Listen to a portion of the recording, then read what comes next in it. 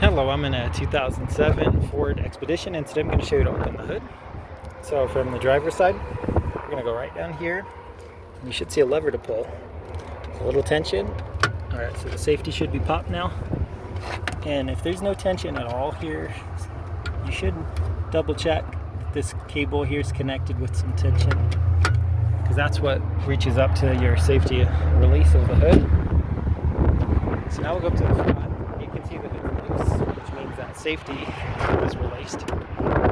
It's a little loose, so most models the levers are around the middle. And this one, it's right here.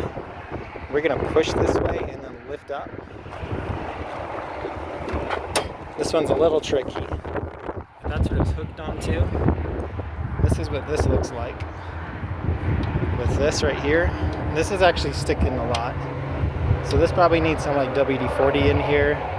Maybe if analyze it enough, there's some debris in there that needs cleaned out. But that's the unhook.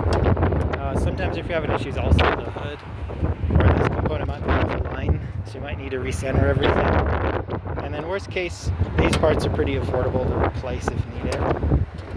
But otherwise, I hope that was helpful, and so be it one.